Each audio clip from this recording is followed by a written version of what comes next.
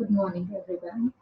Today we are going to see the basic introduction of Unix, history of Unix, commands in Unix, and then command line execution in Unix, and the command substitution in Unix.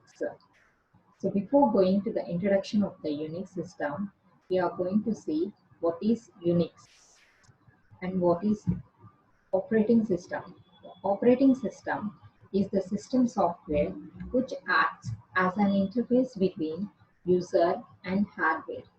It acts as the brain of the computer system which controls all other components of the computer system. Unix is an operating system. An operating system is the software that controls all other parts of the computer system, both the hardware and the software. It allocates the computer resource and schedule tasks. It allows us to make use of the facilities provided by the system. Every computer requires an operating system. So this is how the basic interaction of our computer looks like. The hardware may interact with other software or directly with the operating system. And then the operating system interacts with application software or directly with the human user. And the application software internally directly interacts with the human user. That is, the user can interact with the application software or the operating system directly, and the operating system may interact with other software or hardware directly. This is how the interaction goes on.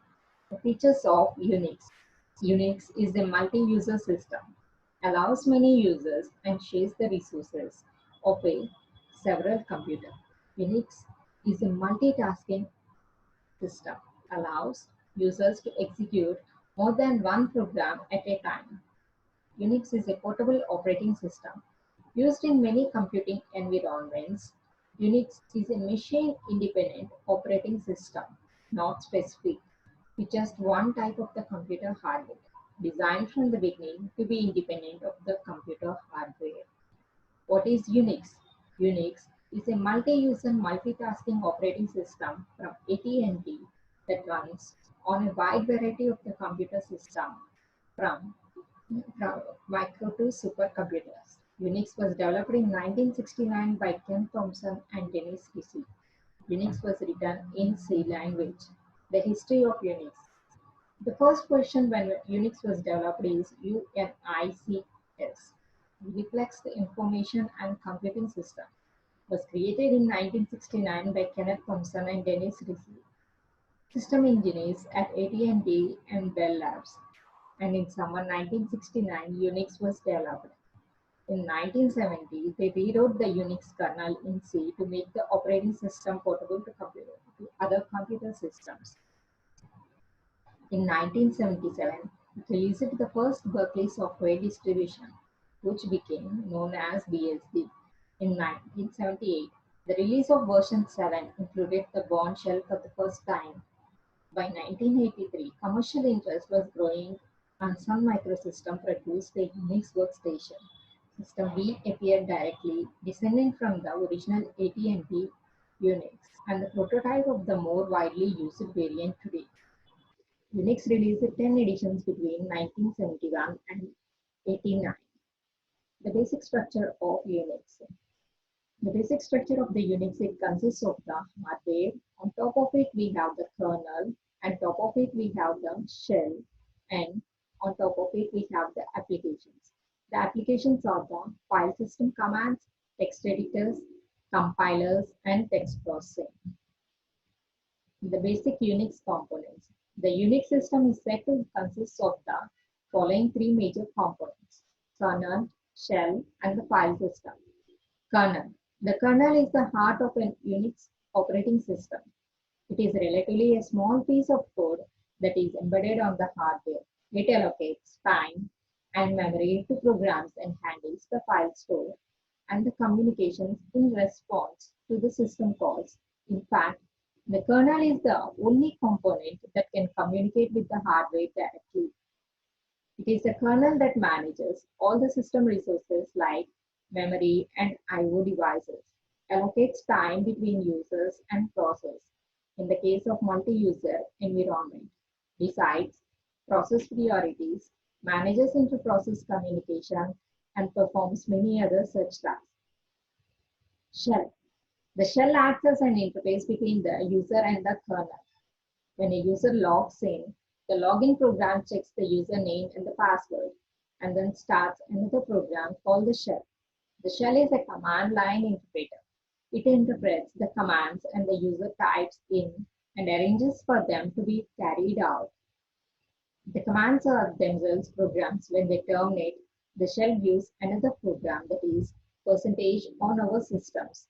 The types of shells. There are different types of shells available. Some of them are Bourne shell. This is the most common shell available on Unix system and the first major shell to be developed. This shell is widely used. It has been named after its author Stephen Bourne at AT&T Bell Labs. This shell is distributed as a standard shell on almost all Unix systems. The next one is the C shell. The C shell. Bill Joy developed this shell at UCB as a part of BSD release. It is called the C shell because its syntax and usage is very similar to the C programming language. Unfortunately, the shell is not available on all the machines. Shell scripts written in the C shell are not compatible with the Bourne shell. One of the major advantages of the C shell over the Bourne shell is its capability to execute the process in the background. A version of this shell called TCSH is available free of cost under Linux. Corn shell. The shell was developed by the David Corn at AT&T Bell Labs. Basically, it is built on a Bourne shell. It also incorporates certain features of the C shell. At present, it is one of the most widely used shells. It can run Bourne shell scripts without any modification. One of its versions, the public domain Corn shell, comes with Linux free of cost. The Born Again shell. The shell was developed by B. Fox and C. Rame at Free Software Foundation. Certain Linux operating system variants come with this shell as its default shell. This is clearly a freeware shell. The file system. The file system is another major component of Unix system. Unix treats everything including hardware devices as a file. All the files in the Unix system are organized in an inverted tree-like structure. The structure arrangement in which all the files are stored is referred to as file system. A file system could be local to a system or it could be distributed. Local file systems store and manage their data on devices directly connected to the system. The distributed file system allow a user to access files residing on the remote machines. The first one will be the root directory, and on down we have bin, dev, etc, home, lib, mnt, rock, root, sbin, camp, and user. And the bin directory further consists of cp, ksh, ls, pwd, and the etc consists of passwords, the login ID, and user information. On the home directory, we have the users, Thomas and Stu1. And then we have further directories which are classified. So the major components are the kernel, the shell, and the file system. The next one is the using of Unix. The use of Unix. One has to get into the Unix environment. The process of getting into the Unix environment is known as logging in onto the system. As soon as the system is booted, daemon called initiate gets started. The initiate daemon spawns a process called getty for every terminal. Each one of these getties prints a login prompt on their respective terminal. When the user happens to enter Unix environment, that is, tries to log in, the login program is executed in order to verify the username and the password. A file called password file under the /etc directory contains a line for every user, containing the user's login name, numeric user ID, encrypted password, home directory, and other such information. When the user logs in, the login program encrypts the password just read from the terminal and compares it with the password in the password file. If they agree, the login is permitted. If not, it is disallowed. Every user has a user ID as well as the password allocated to them by the system administrator. This is true even in the case of single-user system. The sequence of events in a complete login process can be listed as follows. The user enters login name at the getIS login prompt on the terminal. getIS executes the login program with the login name as the argument. Login requests for a password and validates it against /etc/password. Login sets up the term environment variable and runs a shell. The shell executes the appropriate startup files like .file. The shell then prints a prompt, usually dollar or a percentage symbol, and waits for further input. This indicates the successful entry made into the Unix environment with a proper shell. Next, the shell prompt. The successful shells into the Unix system is indicated by the appearance of the prompt called the shell prompt or system prompt on the terminal. The character that appears as a prompt depends on the shell used. List of the default prompts are dollar, which is born and corn shell, percentage, C shells, hash, any shell as root. The next one is the commands in Unix. Unix has large number of commands. A list of some general features of the Unix command is given as below. A Unix command is a program written to perform certain action. That is, a command is certain program to perform specific action. All such programs have a name. For example, a program that is used to change today's date in a specific manner has the name date, and the program that is used to create a small file or display the contents of a file has the name cat and so on. All Unix commands are written using lowercase letters. For example, cat, ls, who, date, and so on. Almost all the Unix commands are cryptic. For example, cat stands for concatenation, ls stands for listing, and so on. Unix commands were developed to be cryptic because it was developed by the researchers for researching and the early computer systems were very slow, which demanded more time for typing, editing, and executing long commands. Unix commands can have 0, 1, or more number of arguments associated with them. Unix commands can also have format specifiers as well as the options associated with them. Format specifiers, whenever present, are indicated by the plus character. Options, whenever present, are indicated by the hyphen minus. There could be a number of options associated with a command. It is interesting to note that the ls command, that is the listing command, has nearly 2 dozen options that could be used with it. The commands in Unix in continuation. In certain situations, a Unix command with its argument is a series of commands that may not fit in a line. In such cases, it may overflow. This is permitted in Unix. Whenever there is an overflow, it is indicated by the appearance of a special prompt call in the form of greater than symbol in the beginning of the next line.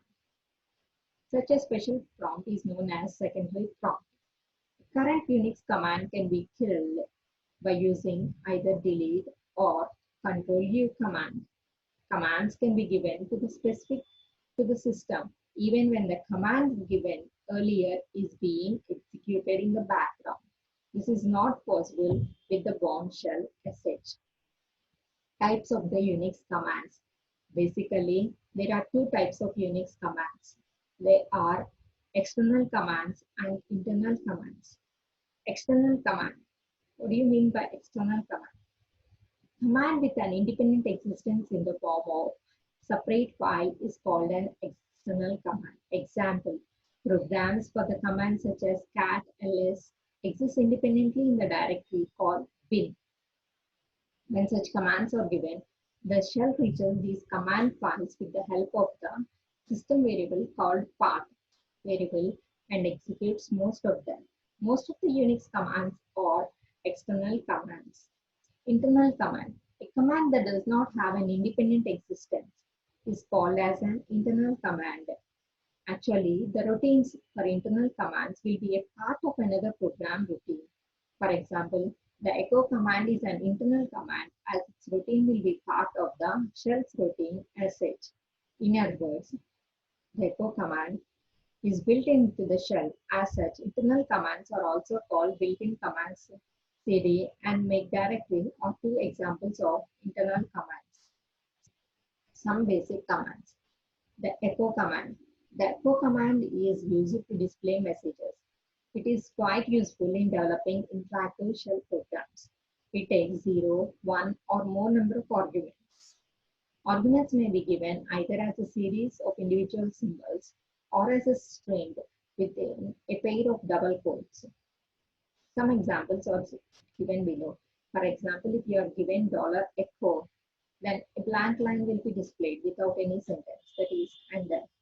Or if you are giving $echo and in double quotes, if you are making an execution, I'm a computer science, I'm studying computer science, then the output will be I'm studying computer science. That is how the display of the echo command works.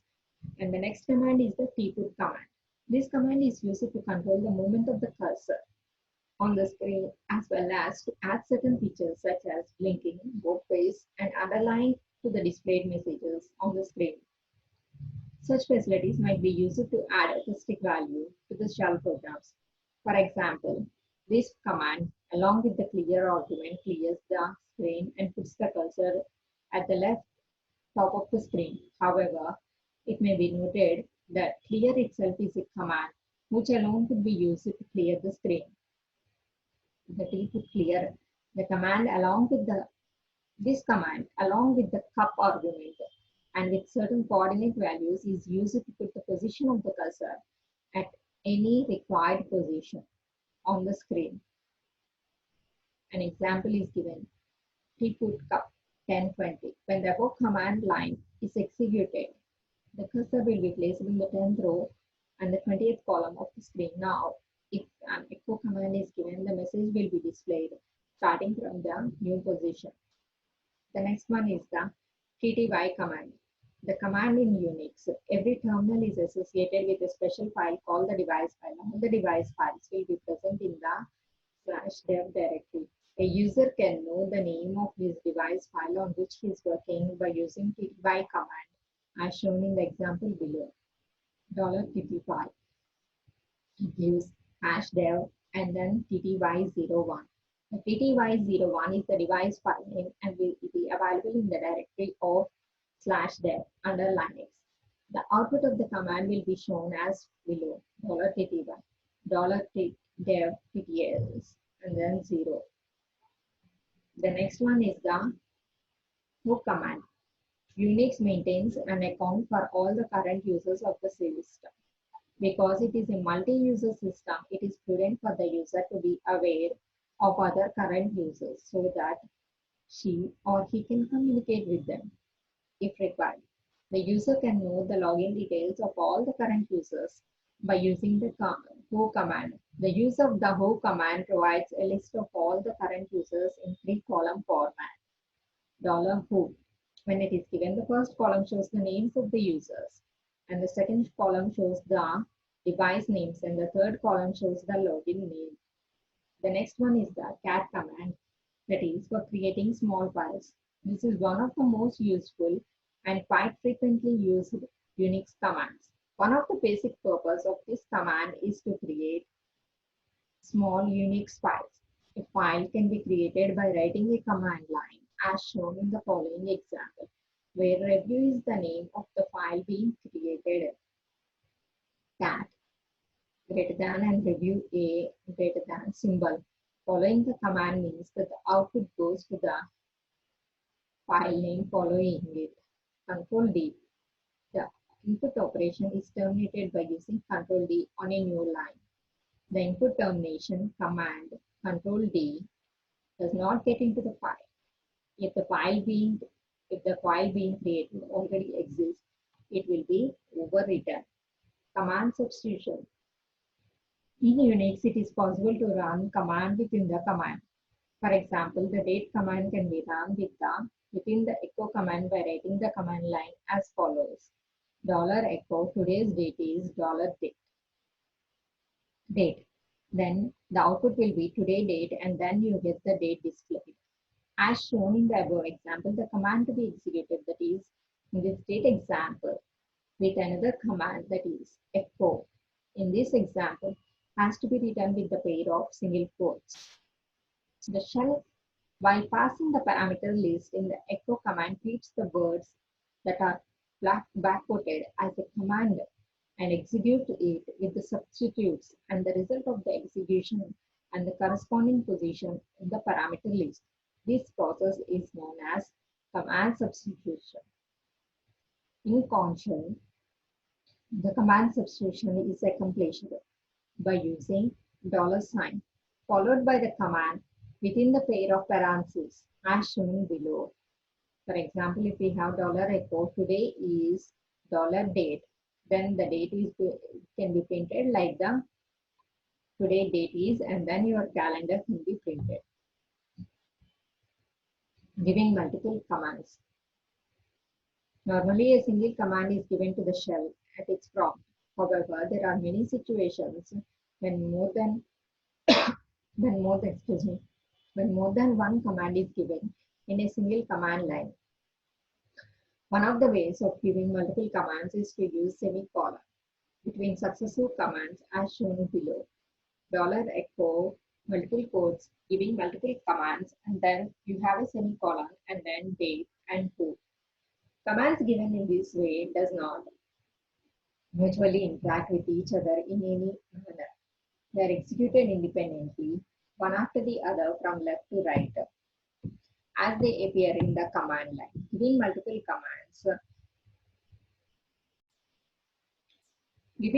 commands in a single command line has a definite advantage, as the entire command line could be executed as the background job, and something else could be done in the foreground. Of course, Bourne-shell KSH does not permit the processing jobs in the background, whereas the Bourne-shell KSH does.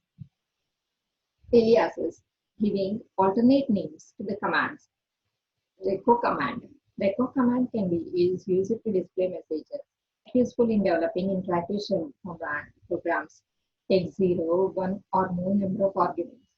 Arguments may be given either as a series of individual symbols or as a string within the pair of double quotes. Some examples are given below.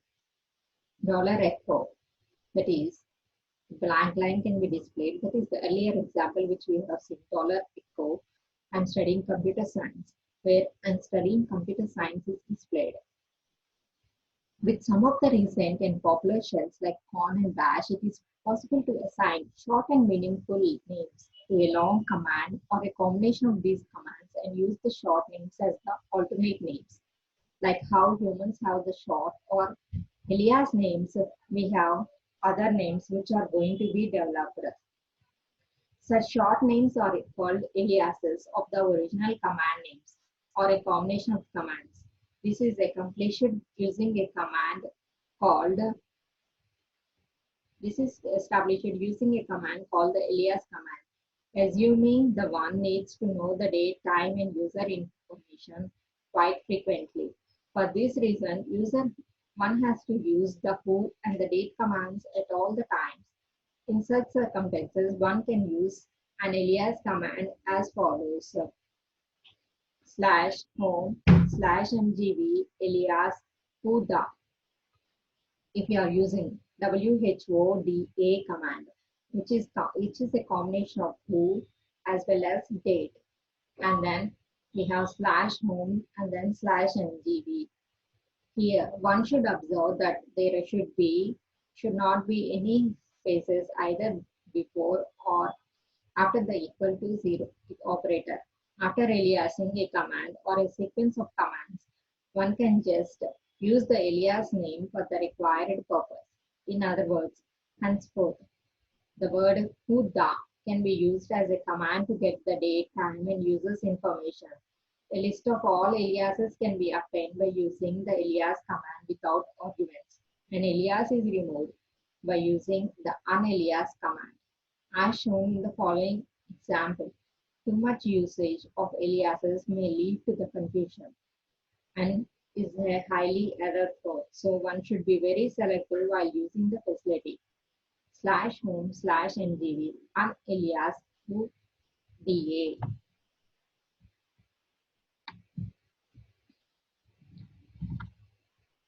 This is how the data giving no. So this is how the dates can be given. So that's how the multiple commands of the substitution is going to be ended. This is the basic introduction which we are going to have here. Thank you for listening.